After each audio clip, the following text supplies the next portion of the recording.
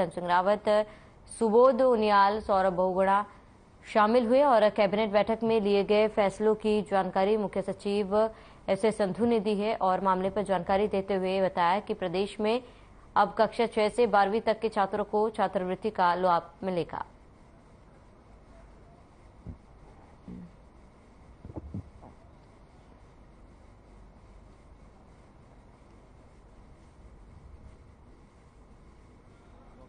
आज की कैबिनेट में कुल 16 मत आए। इसमें पहला मत जो था प्राथमिक शिक्षा विभाग का था, जिसमें ये काफ़ी समय से लंबित था। जो ब्लॉक रिसोर्स पर्सन और संकुल रिसोर्स पर्सन, इनकी भारत सरकार द्वारा इनको ऑनरेरियम पे रखा जाना है। तो ये कुल 285 बीआरसी और 670 सीआरसी रखे जाएंगे, कुल 955। इनको 40,000 रुपया प्रति माह दिया जाएगा।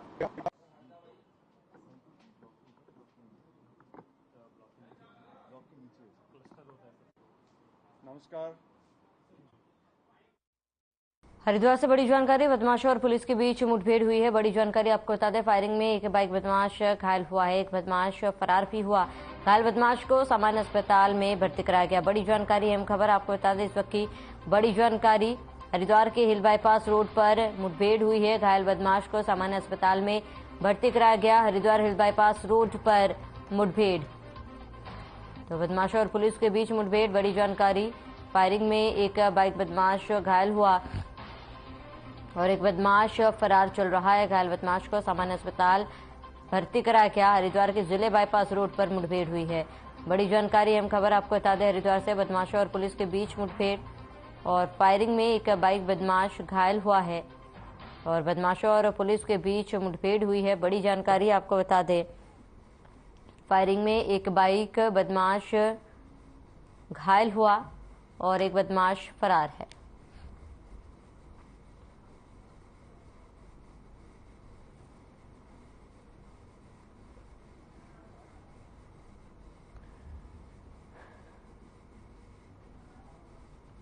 अल्मोड़ा में स्कूली बच्चों ने रैली निकाली और फास्ट फूड आइटम की जगह पर मोटे अनाज के इस्तेमाल को लेकर लोगों से अपील की है। बता दें, खाद्य प्रसंस्करण उद्योग मंत्रालय और एसोचैम की तरफ से श्री अन्न मेला रैली का आयोजन किया गया। ये यात्रा रघुनाथ सिटी मॉल से शुरू हुई और श्री अन्न मेले रैली चौघान पाटा तक रैली का आयोजन किया गया। इसमें अनाज, मक्का, बाजरा, मंटुआ, कौड़ी जैसे मोटे अनाजों की खेती को बढ़ावा देने और डेली डाइट में शामिल करने के लिए जागरूक किया गया, जिसमें स्कूल बच्चों ने हिस्सा लिया।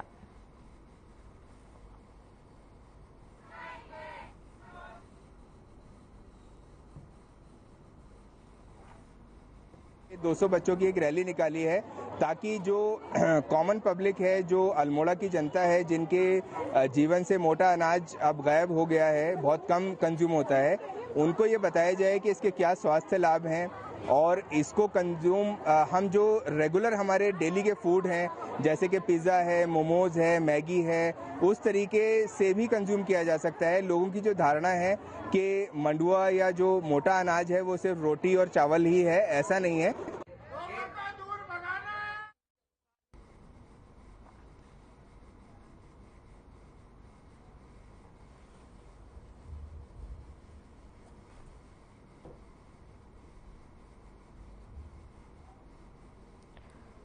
मुख्यमंत्री पुष्कर सिंह धामी ने सचिवालय में पैच रिपोर्टिंग ऐप का शुभारंभ किया है। बताते कि मोबाइल ऐप लोक निर्माण विभाग द्वारा सड़कों को गड्ढा मुक्त करने के लिए बनाया गया है और इसके माध्यम से अब कोई भी व्यक्ति अपने आसपास सड़कों पर पाए जाने वाले गड्ढों की फोटो खींचकर पूरी जानकारी के साथ अपनी शिकायत दर्ज कर सकता है, जिसका समाधान 1 सप्ताह के अंदर ठीक कराया जाएगा और शिकायतकर्ता को ऐप के माध्यम से दर्ज शिकायत पर हुई कार्रवाई के विषय में भी चित्र सहित जानकारी भी उपलब्ध कराई जाएगी।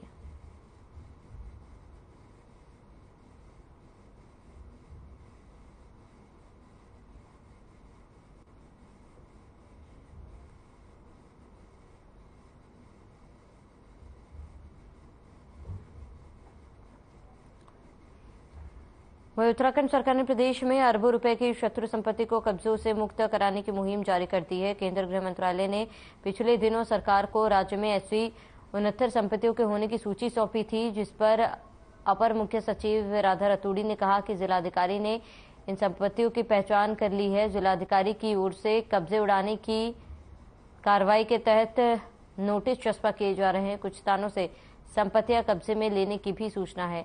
वहीं इस पर लैंसडाउन से बीजेपी के विधायक समेत महंत दिलीप रावत ने कहा कि आजादी के बाद से इस पर गंभीरता से विचार नहीं किया गया। उन्होंने कहा कि मुझे लगता है कि अचूक संपत्तियों का बहुत ज्यादा दुरुपयोग भी हो रहा है। उन्होंने कहा कि निश्चित रूप से सरकार का यह बहुत अच्छा कदम है।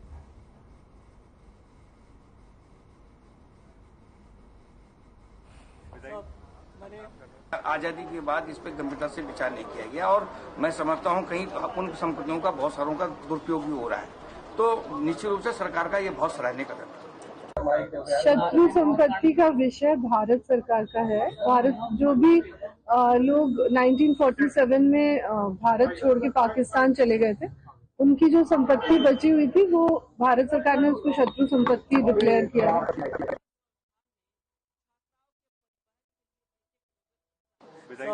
मैंने उत्तराखंड के योगी जी से सब चीज का वाल हो गए। विधायक जी योगी जैसे लगते हैं ना, आने वाले योगी।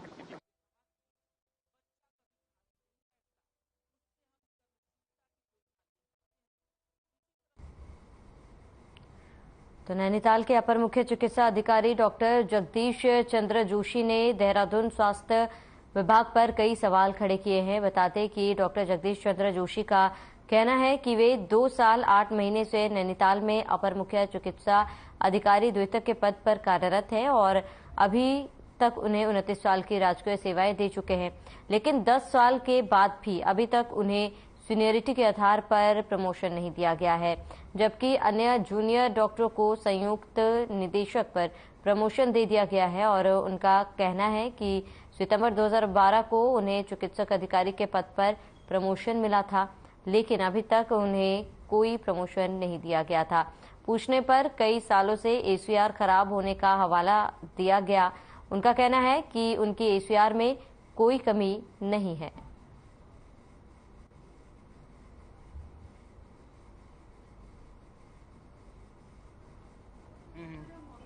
और मेरा 2013 से अब तक 10 साल से ऊपर का समय हो गया। मेरे 2 प्रमोशन पेंडिंग हो गए हैं। एक प्रमोशन संयुक्त निदेशक का, दूसरा अपर निदेशक का, जबकि मेरे सभी जूनियर जो मुझसे 1 साल से 3 साल तक जूनियर है वो सब मतलब अपर निदेशक स्तर का प्रमोशन का लाभ पा करके जिला चिकित्सालय के पीएमएस बनने बैठे हैं या जिला के सीएमओ बना दिए हैं। और ये मेरा भी हक है कि मुझे भी किसी जिले का सीएमओ बना देना चाहिए था या किसी जिला चिकित्सालय का पीएमएस बना देना चाहिए था, अभी तक नहीं बनाया गया। तो वहाँ के कुछ डॉक्टर और कुछ कार्मिक, कुछ रिटायर्ड भी हैं, कुछ वर्तमान कार्मिक नौकरी कर रहे हैं, तो ये लोग इन्होंने एक प्रतिज्ञा ठान रखी है, मतलब एक नकारात्मक पकड़ की कि इसका प्रमोशन डॉक्टर जगदीश चंद्र जोशी को होने नहीं देना।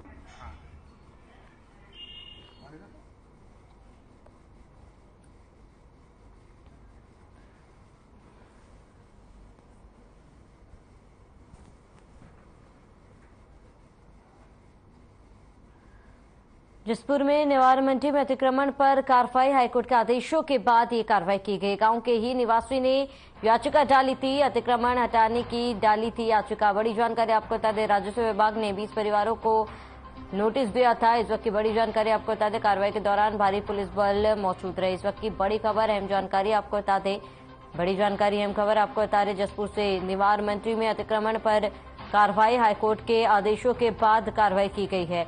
गांव के ही निवासी ने डाली थी याचिका। बड़ी जानकारी अहम खबर, अतिक्रमण हटाने को डाली थी याचिका। राजस्व विभाग ने 20 परिवारों को नोटिस दिया था। बड़ी जानकारी आपको बता दें, निवार मंडी में अतिक्रमण पर कार्रवाई। हाईकोर्ट के आदेशों के बाद कार्रवाई की गई है। गांव के ही निवासी में याचिका डाली थी, अतिक्रमण हटाने को लेकर ये याचिका डाली गई। बड़ी जानकारी, राजस्व विभाग ने ये याचिका डाली है। बड़ी जानकारी, निवार मंडी में अतिक्रमण पर कार्रवाई। हाईकोर्ट के आदेशों के बाद ये कार्रवाई की गई।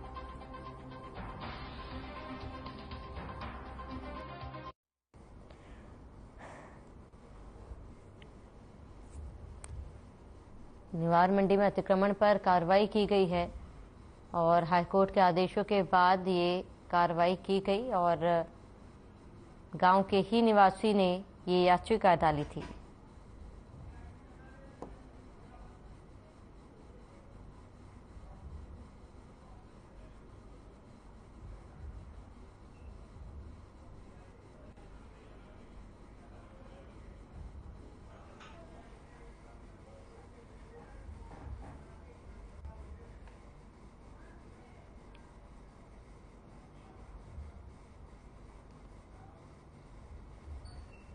तो गंगनहर से लावारिस लाश निकालने वाले जलवीर मोनू का आशियाना आंधी तूफान में उड़ गया। आपको बताते कि बीती देर रात आंधी तूफान के साथ बारिश भी हुई, मगर इस आंधी तूफान में निस्वार्थ सेवा करने वाला जलवीर मोनू का आशियाना भी उड़ गया। मोनू जलवीर लंबे समय से रुड़की गंगनहर से शव निकालने और लोगों को डूबने से बचाने का कार्य करता आ रहा है और मोनू रुड़की में गोदाम से आगे गंगनहर के किनारे अपने परिवार के साथ झोपड़पट्टी डालकर रहता है, जिसमें उसके साथ उसके माँ बाप और उसके बीवी बच्चे रहते हैं। लेकिन रात में आई इस आंधी तूफान से उसकी झोपड़ी उड़ गई।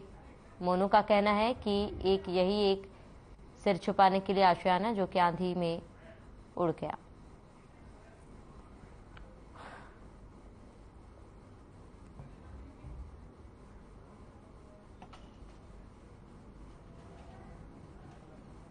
रात आंधी आई है, उससे उड़ गया है। 2 बजे करीब आंधी चली थी, उससे उड़ गया है। सारा पन्ना फट गया, सारे बाग वाग टूट गए, काउंटर था वो सारा टूट गया है, दुकान का सामान था सारा उड़ गया। सर इतना मिल जाए, मेरा पन्ना आ जाए तो बांस आ जाए, दुकान का सामान आ जाए, इतना ही हो जाए मेरी जो बहुत है। रहने के लिए कि यही आशियाना था? इससे सिवा ही नहीं आशियाना था ये।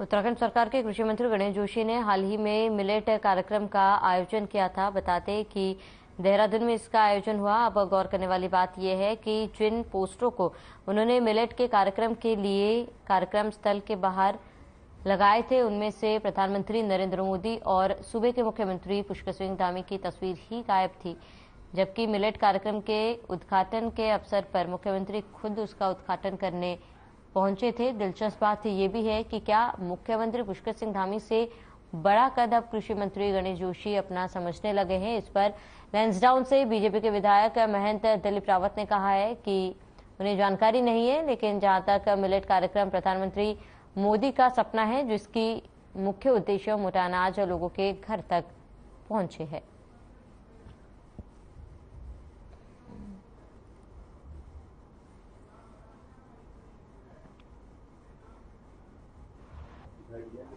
बिल्कुल, यहाँ परेड ग्राउंड में काफ़ी दिनों से एक मेला चल रहा था और उसके बड़े बड़े एक पेज के विज्ञापन सारे समाचार पत्रों में छप रहे थे।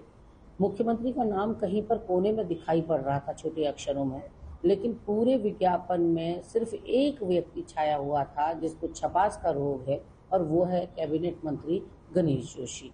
गणेश जोशी कुछ भी हो, यहाँ प्रदेश के मंत्री परिषद का एक हिस्सा है। कहीं नहीं है, सभी अखबारों में जहाँ पर भी विज्ञापन छपा है उसमें आदरणीय प्रधानमंत्री जी और हमारे यशस्वी मुख्यमंत्री माननीय पुष्कर सिंह धामी जी का भी फोटो है। पूरी तरह से जैसा एक उसमें विज्ञापन में आया है। लेकिन जिस प्रकार से मैं धन्यवाद करना चाहूँगा आदरणीय मुख्यमंत्री जी का और आदरणीय अपने कृषि मंत्री गणेश जोशी जी का, कि जिस तरह से हमारे यशस्वी प्रधानमंत्री माननीय नरेंद्र भाई मोदी जी ने श्री अन्न योजना जो लागू की है, उससे जिस प्रकार से उत्तराखंड की जो हमारे प्रोडक्ट हैं, जिस प्रकार से जो मोटे अनाज हमारे उत्तराखंड में होते हैं, उनको विश्व स्तर पर एक नई पहचान मिलने वाली है।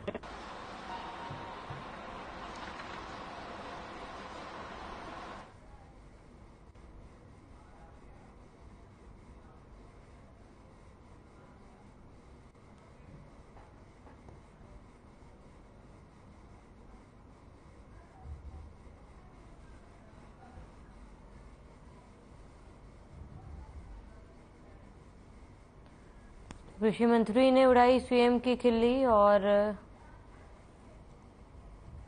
मिलेट कार्यक्रम में पीएम सीएम का पोस्टर नहीं लगा है। विज्ञापन में गणेश जोशी का चेहरा दिख रहा है।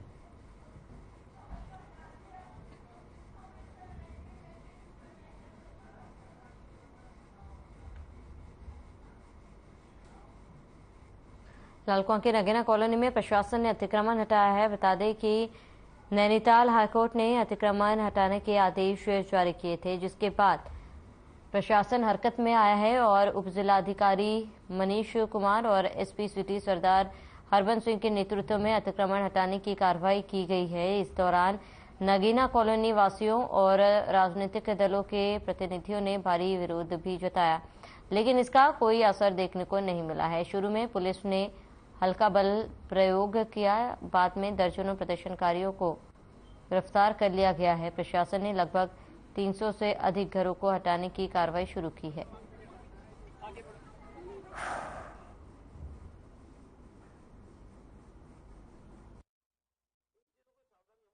काम जब वोट चाहिए होता है तब इधर यहाँ पे आके वोट मांग लेंगे, जब काम निकल गया तो बस सीधे गोली। विकास की बात कद्दू कर रहे हैं वो, विकास की बातें ऐसे होती हैं।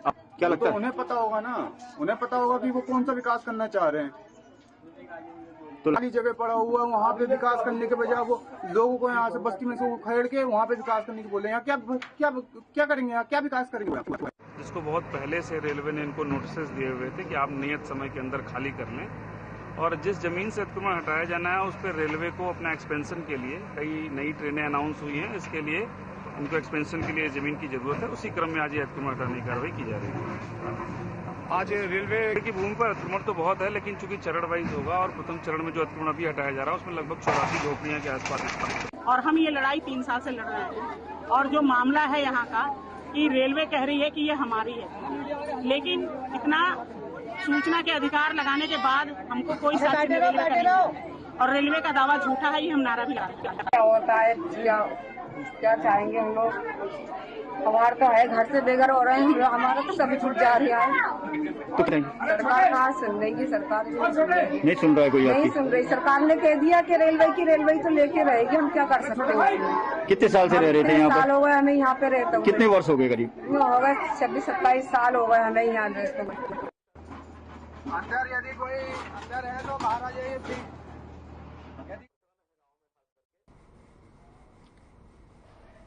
मुख्यमंत्री पुष्कर सिंह धामी ने करीब 120 करोड़ की सौगात हरिद्वार को दी। हरिद्वार के रोशनाबाद स्थित इंद्रलोक फेज 2 ने 9 योजनाओं का लोकार्पण और 7 योजनाओं का शिलान्यास किया है, जिसमें से प्रधानमंत्री आवास विकास योजना के तहत 528 फ्लैट की चाबी स्वयं मुख्यमंत्री के द्वारा लाभार्थियों को दी गई है।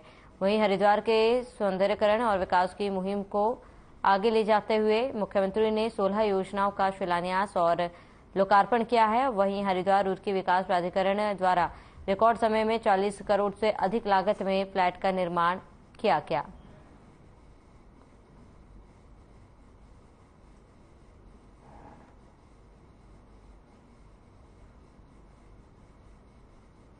देखिए, ये हमारा संकल्प है कि जिन योजनाओं का भी हम शिलान्यास करेंगे, यानी कि जो योजनाएं भी हम प्रारंभ करेंगे उन योजनाओं का लोकार्पण करेंगे, यानी कि जो योजनाएं शुरू होंगी वो योजनाएं पूरी होंगी, बीच में कोई योजना नहीं रुकेगी। और कहीं न कहीं आज जो 528 मकान आज मिले हैं, हमारे प्रधानमंत्री आदरणीय मोदी जी का जो संकल्प है कि देश के हर गरीब का अपना पक्का घर हो, उसकी पक्की छत उसको मिले, उस दिशा में एक बड़ा कदम है। मैं समझता हूँ देश की जनता ये फर्क भली भांति समझती है कि कहाँ 8 लाख मकान आजादी के बाद पुल बने थे। आज बहुत बड़ा सपना पूरा हुआ है, हम उनको बहुत बहुत धन्यवाद देते हैं। कहाँ की चाबी सौंपी आज आपको? हाँ जी, कहाँ की चाबी सौंपी है आपको मुख्यमंत्री ने? सामने के फ्लैट के सामने फ्लैट की। कब से चाह रहे थे कि मकान हो अपना? चाह ही रहे थे, जब था ही नहीं तो चाह ही रहे थे। इन्होंने हमारा सपना पूरा कर दिया, मोदी जी ने गरीबों का सपना पूरा कर दिया, बहुत बहुत धन्यवाद है।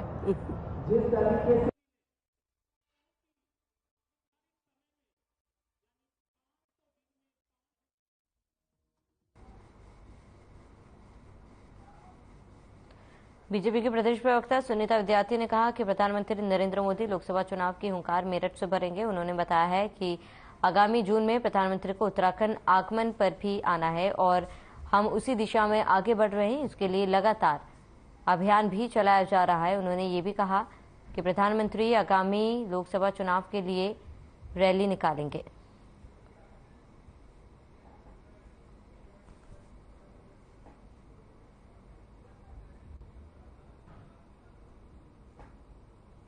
की जो हुंकार है वो मेरठ से भरने जा रहे हैं। और उसके बाद जो है उत्तराखंड में भी हमारा आगामी जो है आमंत्रण उनके लिए है, तो इस दिशा में हम आगे बढ़ रहे हैं। और महासंपर्क अभियान का जो उद्देश्य है वो यही है कि हम लोग जो है प्रधानमंत्री जी के लोकसभा क्षेत्र के लिए आगे चुनाव जो आ रहे हैं उसके लिए कार्य करें और सभी लोगों को चुनाव के लिए समीक्षा करके तैयार करें।